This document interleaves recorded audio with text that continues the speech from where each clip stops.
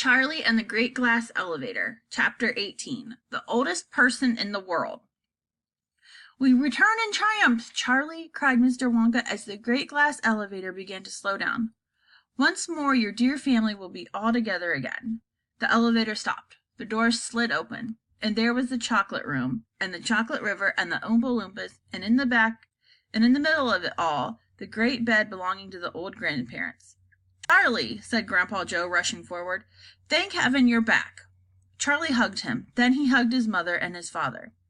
"Is she here?" he said. "Grandma Georgina?" Nobody answered. Nobody did anything except Grandpa Joe, who pointed to the bed. He pointed, but he didn't look to where he was pointing. None of them looked at the bed except Charlie. He walked past them all to get a better view. He saw at one end the two babies, Grandma Josephine and Grandpa George, both tucked in and sleeping peacefully. At the other end— "Don't be alarmed," Mr. Wonka said, running up and placing a hand on Charlie's arm. "She's bound to be just a teeny bit overplussed, and I warned you about that." "What have you done to her?" cried Mrs. Bucket. "My poor old mother!" Propped up against the pillows at the other end of the bed was the most extraordinary thing Charlie had ever seen. It was some ancient fossil. Was it some ancient fossil? It couldn't be that, because it was moving slightly. And now it was making sounds, croaking sounds, the kinds of sounds a very old frog might make if it knew a few words. "Well, well, well," it croaked, "if it isn't dear Charlie!" "Grandma!" cried Charlie. "Grandma Georgina! Oh, oh, oh!" Her tiny face was like a pickled walnut. There were such masses of creases and wrinkles that the mouth and eyes and even the nose were sunken almost out of sight. Her hair was pure white, and her hands, were resting on top of the blanket, were just little lumps of wrinkly skin. The presence of this ancient creature seemed to have terrified not only Mr. and Mrs. Bucket, but Grandpa Joe as well. They stood well back, away from the bed. Mr. Wonka, on the other hand, was as happy as ever. "My dear lady," he cried, advancing to the edge of the bed and clasping one of those tiny wrinkled hands in both of his, "welcome home. How are you feeling on this bright and glorious day?" "Not too bad," croaked Grandma Georgina. "Not too bad at all, considering my age." "Good for you," said Mr. Wonka. "Atta girl. All we've got to do now is find out exactly how old you are. Then we shall be able to take further action." "You're taking no further action around here," Mrs. Bucket said, tight-lipped. "You've done enough damage already." "But my dear old muddle-headed mugwump," Mr. Wonka said, turning to Mrs. Bucket, "what does it matter that the old girl has become a trifle too old? We can put that right in a jiffy. Have you forgotten about Wonkavite, and how every tablet makes you 20 years younger? We shall bring her back.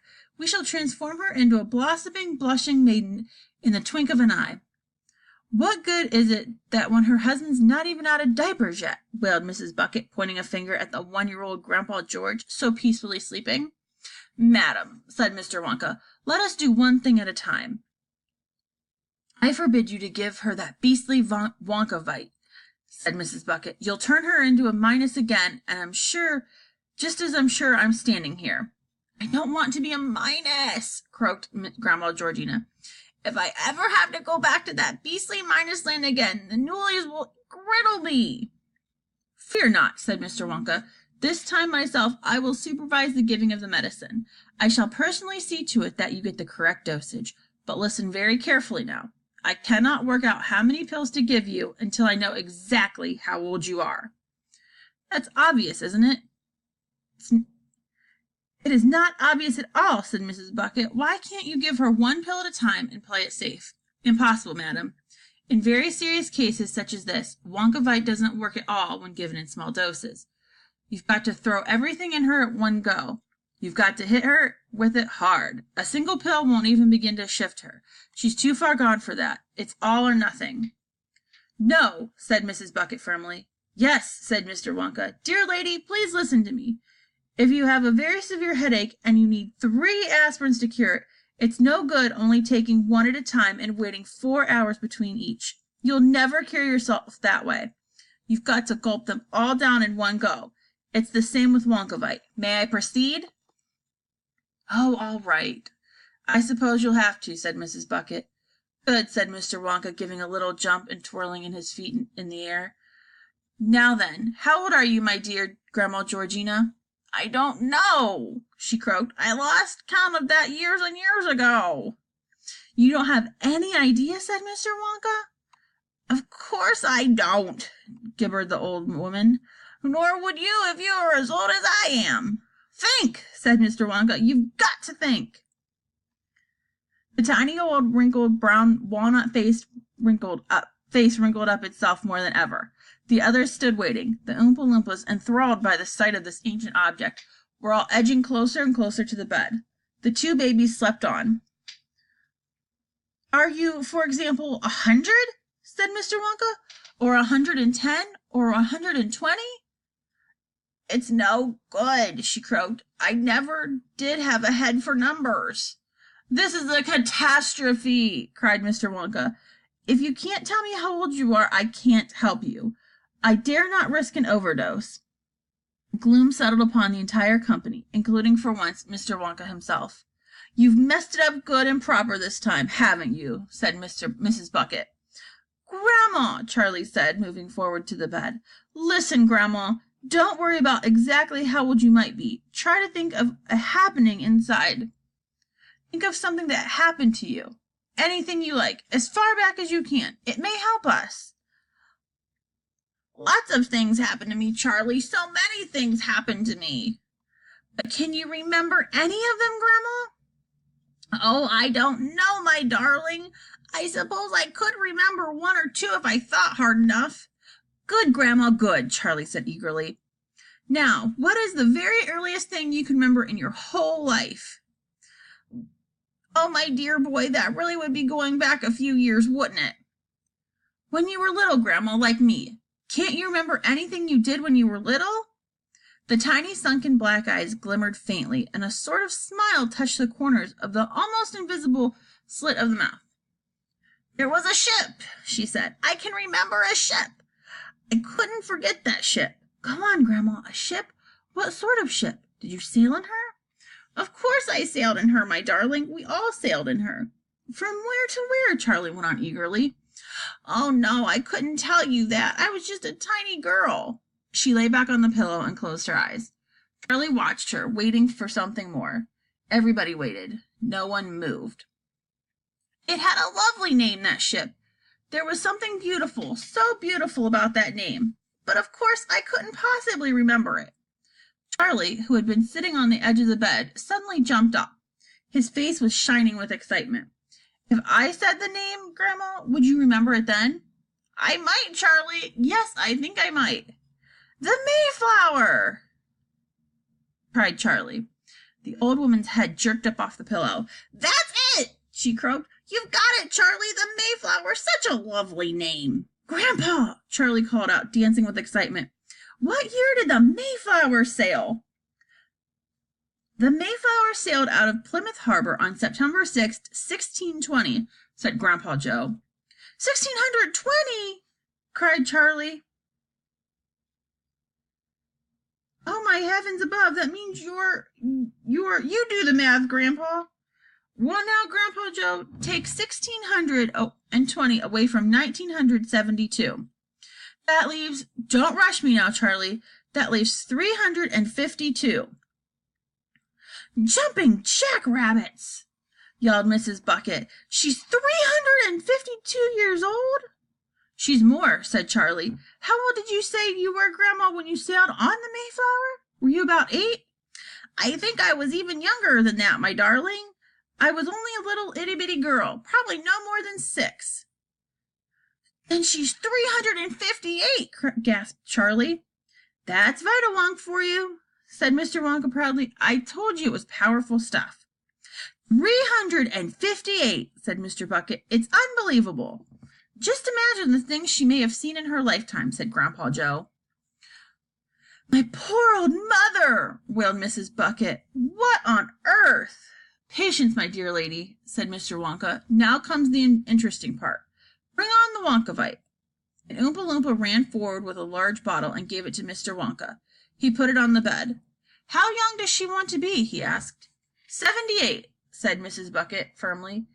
Exactly where she was before all this nonsense started. Surely she'd like to be a bit younger than that, said Mr. Wonka. Certainly not, said Mrs. Bucket. It's too risky. Too risky, too risky, croaked Grandma Georgina. You'll only minus me again if you try to be clever. Have it your way, said Mr. Wonka. Now then, I've got to do a few sums. Another Oompa Loompa trotted forward, holding up a blackboard. Mr. Wonka took a piece of chalk from his pocket and wrote. 14 pills of Wonkavite, exactly, said Mr. Wonka. The Oompa Loompa took the blackboard away. Mr. Wonka picked up the bottle from the bed and opened it, and counted out 14 of the little brilliant yellow pills. Water, he said. Another Oompa Loompa ran forward with a glass of water. Mr. Wonka tipped all 14 pills into the glass. The water bubbled and frothed. Drink it while it's fizzing, he said, holding the glass up to Grandma Georgina's lips, all in one gulp. She drank it. Mr. Wonka sprang back and took a large black brass clock from his pocket. Don't forget, he cried, it's a year a second. She's got 280 years to lose. That'll take her 4 minutes and 40 seconds. Watch the centuries fall away. The room was so silent they could hear the ticking of Mr. Wonka's clock. At first, nothing much happened to the ancient person lying on the bed. She closed her eyes and laid back. Now and again, the puckered skin of her face gave a twitch, and her little hands jerked up and down. But that was all. 1 minute gone, cried Mr. Wonka. She's 60 years younger. She looks just the same to me, said Mr. Bucket. Well, of course she does, said Mr. Wonka. What's a mere 60 years when you're over 300 to start with? You all right, Mother? Said Mrs. Bucket anxiously. Talk to me, Mother. 2 minutes gone, cried Mr. Wonka. She's 120 years younger. Now definite changes were beginning to show in the old woman's face. The skin was quivering all over, and some of the deepest wrinkles were becoming less and less deep. The mouth was less sunken, and the nose more prominent. Mother, cried Mrs. Bucket, are you all right? Speak to me, Mother, please. Suddenly, with a suddenness that made everyone jump, the old woman sat bolt right up in bed and shouted, We've beaten them! Yorktown surrendered! We've kicked them out, those dirty British! She's going crazy, said Mr. Bucket. Not at all, said Mr. Wonka. She's going through the 18th century. 3 minutes gone, said Mr. Wonka. Every second now she was growing slightly less and less shriveled, becoming more and more lively. It was a marvelous thing to watch. Gettysburg, she cried. General Lee is on the run. A few seconds later she let out a great wail of anguish and said, He's dead, he's dead, he's dead. Who's dead? Said Mr. Bucket, craning forward. Lincoln, she wailed. There goes the train. She must have seen us, said Charlie. She must have been there. She is there, said Mr. Wonka. At least she was a few seconds ago. Will someone please explain to me, said Mrs. Bucket. What on earth? 4 minutes gone, said Mr. Wonka. Only 40 seconds left. Only 40 more years to lose. Grandma, cried Charlie, running forward. You're looking almost exactly like you used to. Oh, I'm so glad. Just as long as it stops when it's all meant to, said Mrs. Bucket. I bet it doesn't, said Mr. Bucket. Something always goes wrong. Not when I'm in charge of it, sir, said Mr. Wonka. Time's up. She's now 78 years old. How do you feel, dear lady? Is everything all right? I feel tolerable, she said. Just tolerable. But that's no thanks to you, you meddling old mackerel. There she was again, the same old cankerous, grumbling old Grandma Georgina that Charlie had known so well before it all started. Mrs. Bucket flung her arms around her and began weeping with joy. The woman pushed her aside and said, What, may I ask, are those two silly babies doing at the other end of the bed? One of them's your husband, Mr. Bucket said. Rubbish, she said. Where is George? I'm afraid it's true, Mother, said Mrs. Bucket. That's him on the left. The other one's Josephine. Now you chiseling old cheeseburger, she shouted, pointing a fierce finger at Mr. Wonka. What in the name of... Now, said Mr. Wonka. Let us not, for mercy's sake, have another row so late in the day. If everyone will keep their hair on and leave this to Charlie and me, we shall have them exactly where they used to be, in the flick of a fly's wing.